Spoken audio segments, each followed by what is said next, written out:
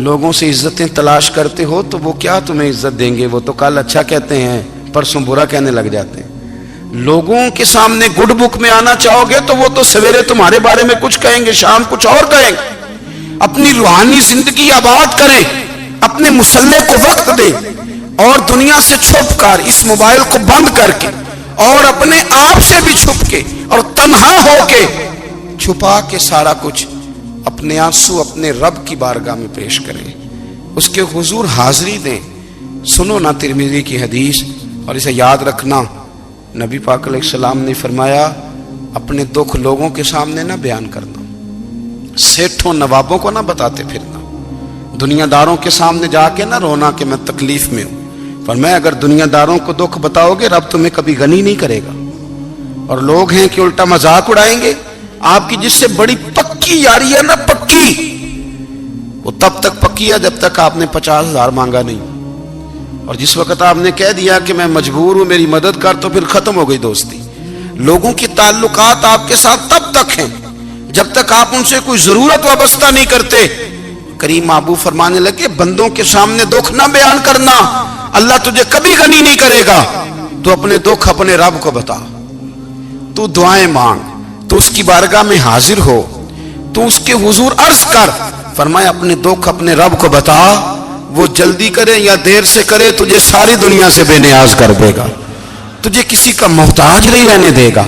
اپنے مسلح کو، اپنی دعاؤں، ایک بزرگ فرماتے ہیں میں نے دعا مانگنے کا طریقہ اپنی بیوی سے سیکھا۔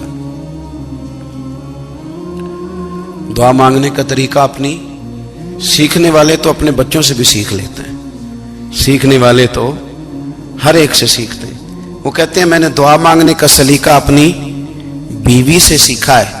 حضرت وہ کس طرح؟ فرمانے لگے میری بیوی نے نا مجھے کوئی کام بتایا، کچھ پیسوں کی ضرورت کے لیے کہا، تو میں نے اسے کہا کہ بھئی ابھی میرے پاس نہیں ہے، کچھ دنوں میں آتے ہیں تو میں دے دوں گا۔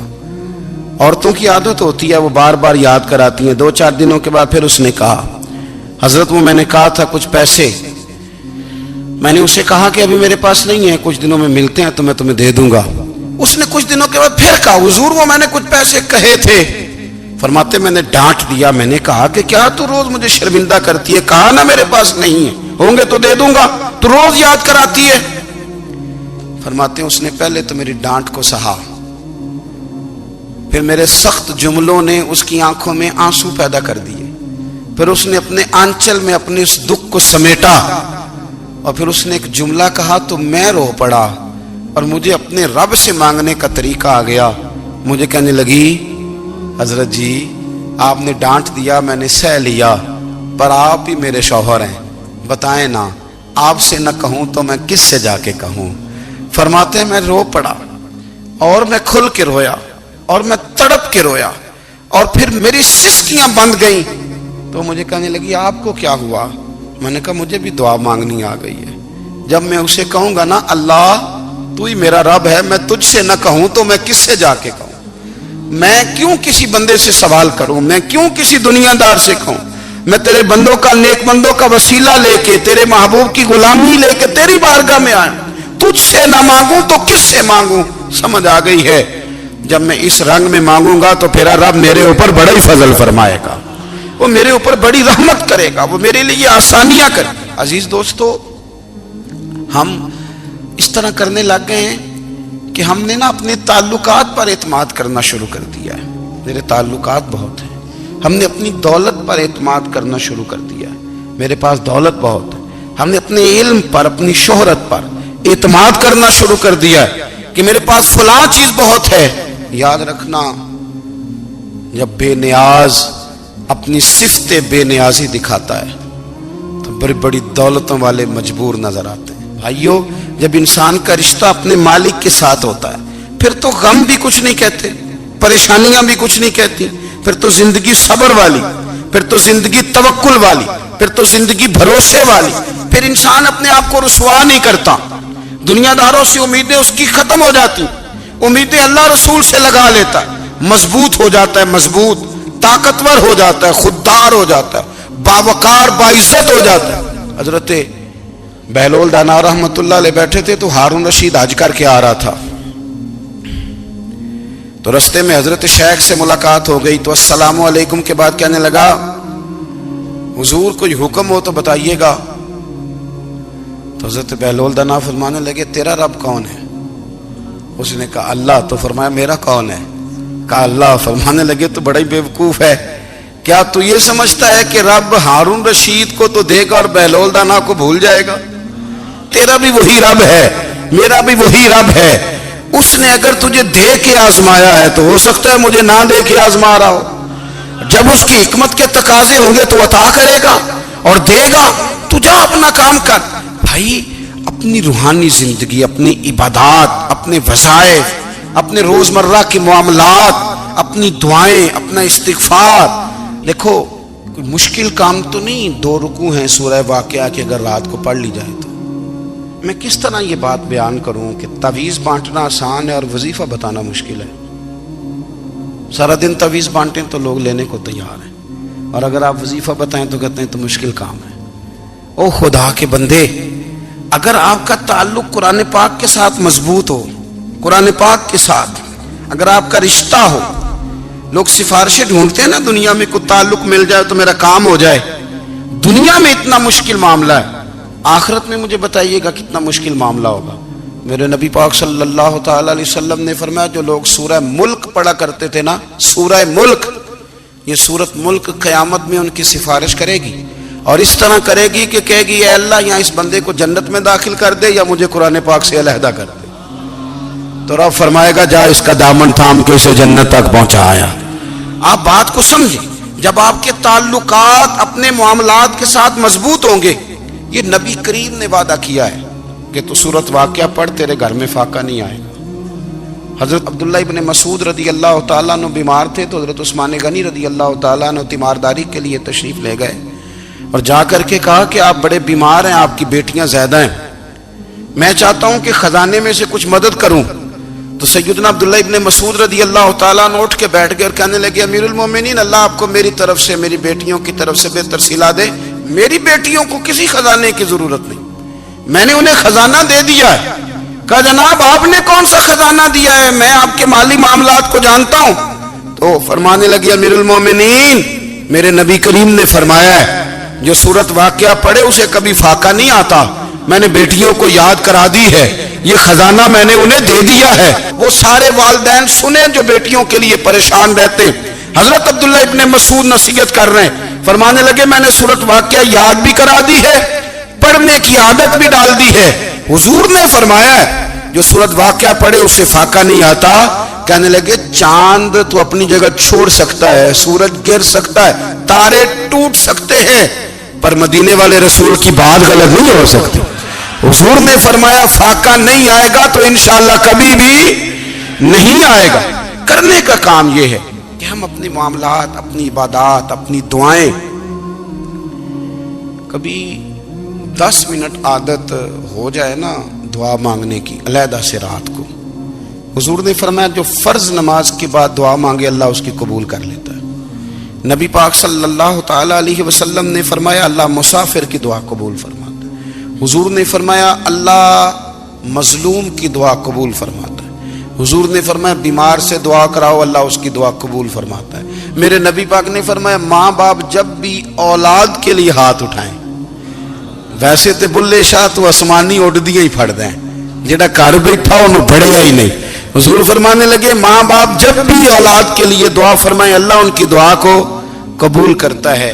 آپ اپنا تعلق بنائیں دعا کے ساتھ، عبادت کے ساتھ، مصلی کے ساتھ رشتہ بنائیں، استغفار پڑھیں. صلاح الدین ایوبی صلیبی جنگوں میں تھے، رات کو مسجد اقصی میں نماز پڑھی تو پریشان تھے.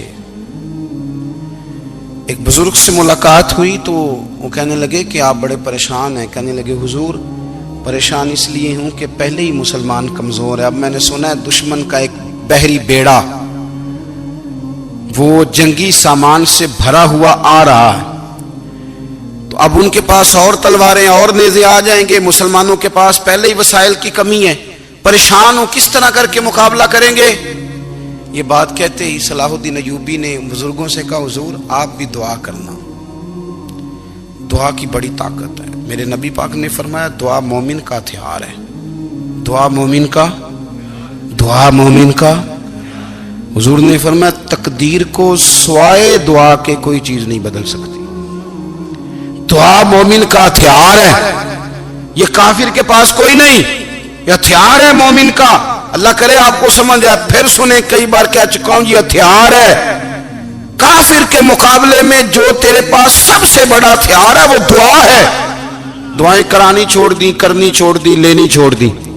حضرت سیدنا انس بن مالک رضی اللہ تعالیٰ عنہ فرمایا کرتے تھے میں نے وہ رنگ دیکھا ہے جب حضور دعا مانگتے تھے اور حضور کی مقدس آنکھوں میں آنسو بھی ساتھ ہی بہا کرتے تھے، میں نے وہ انداز دیکھا ہے۔ تو صلاح الدین ایوبی بزرگ سے کہنے لگے آپ بھی دعا کیجیے، اور خود رونے لگے اور سر سجدے میں رکھ کے رونے لگے، اور عشاء سے لے کر فجر تک روئے، خوب روئے۔ صبح وہ بزرگ آئے تو صلاح الدین ایوبی کا خوبصورت اور ہنستا ہوا چہرہ دیکھا، کہنے لگے آپ بڑے خوش ہیں، رات تو میں نے بڑے روتے ہوئے دیکھا تھا۔ تو کہنے لگے حضور وہ جو بحری بیڑا آ رہا تھا نا وہ پانی میں ڈوب گیا ہے، اب وہ نہیں آ رہا، ابھی خبر آئی ہے تو میں بڑا خوش ہوں۔ بزرگ کہنے لگے اٹھ سینے سے لگ اور سن ایک بات، وہ بحری بیڑا پانی میں نہیں ڈوبا، وہ تیرے آنسوؤں میں ڈوب گیا ہے۔ وہ جو تو رات رویا ہے نا رب کریم کی بارگاہ میں تو وہ ڈوب گیا ہے۔ حضرت عائشہ صدیقہ رضی اللہ تعالیٰ عنہ فرماتی ہیں ایک عورت تھی اور اسے نبی پاک صلی اللہ تعالیٰ علیہ وسلم نے نا وہ کلمہ پڑھ کے مسلمان ہوئی، مدینہ طیبہ آ گئی تو حضور نے مسجد نبوی شریف میں اس کے لیے مکان، ایک سادہ سا کمرہ ساتھ مسجد کے بنوا دیا، وہیں رہنے لگی۔ اکثر وہ سیدہ طیبہ کے پاس آتی تو حضرت عائشہ صدیقہ رضی اللہ تعالیٰ عنہ فرماتی ہیں وہ بڑی باتیں سناتی اور آخر میں کہتی وہ ہار والا دن بھی بڑا عجیب دن تھا اور میرے رب کی قدرتوں کا دن تھا، وہ بھی بڑا عجیب دن تھا۔ سیدہ عائشہ صدیقہ رضی اللہ تعالیٰ عنہ ایک دن فرمانے لگی کہ تو ہار والے دن کا بڑا ذکر کرتی ہے، وہ کیا دن تھا؟ تو خاتون کہنے لگی اماں جی وہ دن تھا جب میرے رب پر بھروسہ اور مضبوط ہو گیا، جس دن میرا اپنے رب پر توکل اور بڑھا، میرے ایمان میں یقین میں اور پختگی آئی۔ کہنے لگی میں ایک گھر کی کنیز تھی، نوکرانی تھی، اس گھر میں ایک بچی تھی جس کے پاس سونے چاندی ہیرے جواہرات کا ہار تھا۔ اس زمانے میں نا چمڑے کے اوپر لوگ ہیرے جواہرات لگاتے تھے، کئی دفعہ سرخ رنگ کے چمڑے پہ لگائے جاتے تھے، وہ بچی پہنتی تھی تو کہتی ہوں بچی کے اس نے اتار کے رکھا یا اس سے گرا وہ ہار تو چیل اسے اٹھا کے لے گئی گوشت سمجھ کے اور میرے سامنے اٹھا کے لے گئی۔ گھر والوں نے مجھ سے پوچھا، یہ بخاری میں موجود ہے، گھر والوں نے پوچھا مجھ سے کہ وہ ہار کہاں ہے تو میں نے کہا چیل اٹھا کے لے گئی۔ گھر میں کچھ چوری ہو جائے تو سب سے پہلا الزام کس پہ لگتا ہے؟ ملازمین پہ۔ کہتے انہوں نے مجھے بڑا مارا، بڑی تکلیف تھی، حتیٰ کہ میری شرمگاہ تک کی تلاشی لی، میری عزت اتنی خراب کی میں بتا نہیں سکتی۔ میں نے اپنی زندگی میں ایک واقعہ دیکھا، ایک امیر گھر میں چوری ہو گئی، ملازم کو اتنا مارا کہ وہ چارپائی پہ پڑ گیا، پولیس والوں سے اتنی مار پروائی گئی کہ وہ بیچارہ چارپائی پہ پڑ گیا، اور پھر وہ اتنا بیمار ہوا اور کچھ دنوں کے بعد پتہ چل گیا کہ چور تو اپنا بیٹا ہے ان کا، پھر اس کا انتقال ہو گیا۔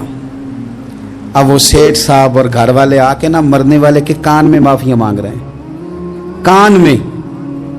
تو میں نے ان سے پھر کہا تھا کہ یہ تو اب چلا گیا ہے، تمہارا زور چلتا تھا نا تو تم نے قانون خریدا اور تم نے اسے جتنا ہو سکا تم نے اسے مار پڑوائی، تمہارے پاس جو عدالتیں تھی تم نے وہاں کاروائی کی، اب ایک عدالت قیامت کے دن لگے گی۔ یہ کمزور تھا نا، کچھ کر نہیں سکا۔ میرے نبی پاک صلی اللہ علیہ وسلم نے فرمایا سن لو، اگر سینگ والی بکری نے بغیر سینگ والی بکری کو تکلیف دی ہوگی نا تو قیامت کے دن اسے بھی بدلہ دینا پڑے گا کہ تیرے پاس سینگ تھے اور تو نے اسے مارا تھا۔ وہ خاتون عرض کرتی ہے سیدہ عائشہ کی خدمت میں کہ مجھے بڑا مارا، مجھے تکلیف دی، میں کہہ رہی تھی کہ میرے سامنے چیل لے گئی ہے پر وہ نہیں مان رہے تھے، اماں جی انہوں نے مجھے بڑا مارا۔ حضرت عائشہ صدیقہ کہتی ہیں پھر کیا ہوا؟ کہنے لگی اماں جی جب کوئی میرا مددگار نہ رہا، مجھے تکلیف دے رہے تھے، رسوا کر رہے تھے، تو میں نے اپنے رب سے مدد چاہی، میرے رب کی طرف میں نے توجہ کی، میں نے کہا مالک اب تو ہی میرا مددگار ہے۔ कहती है वो मुझे मार रहे थे तो वो चील जो हार ले गई थी वही लेके वापस आ गई, और हमारे सरों के करीब ला के उसने जब उस हार को फेंका, वो मुझे छोड़ के साइड पे हुए, वो मेरी बेगुनाही जान गए। लेकिन आपको बताऊं, उस दिन से मेरा अपने रब पर यकीन और बढ़ गया। मुझे समझ आ गई कि जब इंसान पूरा टूट जाता है और जब कोई चारों जानिब उसका मददगार नहीं होता, तो रब तो होता है ना, अल्लाह तो उसका मददगार होता है ना, वो तो फिर अपने उस बंदे की मदद करता है ना, फिर वो तो तवानाई देता है ना, वो तन्हा नहीं छोड़ता, वो तो आंसुओं वालों के आंसुओं पे बड़ा करम फरमाता है, वो तो कसम पुरसी में आ जाता है, उसकी रहमत बढ़ के इस्तकबाल कर लेती। ओ मेरी मिल्लत के जवानों, मजा नहीं आ जाता जब सारी दुनिया सोई हो, सारी दुनिया, और बिस्तर भी गर्म हो और नींद भी पूरा गलबा कर रही हो, और अचानक घंटी बजे दिमाग में, आंख खुले, घड़ी पे नजर पड़े, 3:30-4 बजे का पैगाम घड़ी बताए, और कोई चढ़ती जवानी वाला उठ के वुजू करे, और जब वो मुसल्ला खोल के बिछाए तो मदीने वाले महबूब कहते हैं कि हर नमाज पे रब सवाब देता है, और जो उठ के तहज्जुद की नमाज पढ़े उसे देख के तो रब मुस्कुराता है, जो उसकी शान के लायक है, जो उसकी शान के लायक, वो मुस्कुराता है, खुश होता है कि मेरा बंदा तहज्जुद में उठ गया, वो मुस्कुराता है।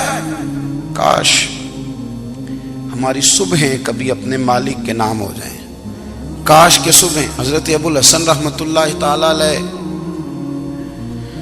हजरत माज इब्ने जबल रदी अल्लाह ताला अन्हु के पास बैठा करते थे।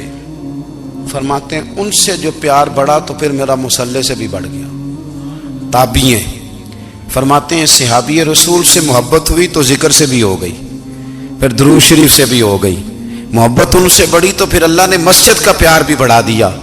आप फरमाते हैं कि मेरी हर वक्त तबीयत चाहती थी कि बस अल्लाह अल्लाह करूं, बस अल्लाह अल्लाह करूं, बस ना मैं जरा थोड़ी जान छुड़ाऊं लोगों से, कुछ 10 मिनट मिले तो मैं कुछ 4 नफल पढ़ लूं, मैं थोड़ा सा ना बचूं लोगों से, और मुझे तस्बीह मिले तो मैं ना कुछ 400-500 दफा इस्तिगफार पढ़ूं, सुभान अल्लाह, अल्हम्दुलिल्लाह, अल्लाहु अकबर, ला हौला वला कुव्वता इल्ला बिल्लाह, मैं ना तस्बीहात पढ़ूं।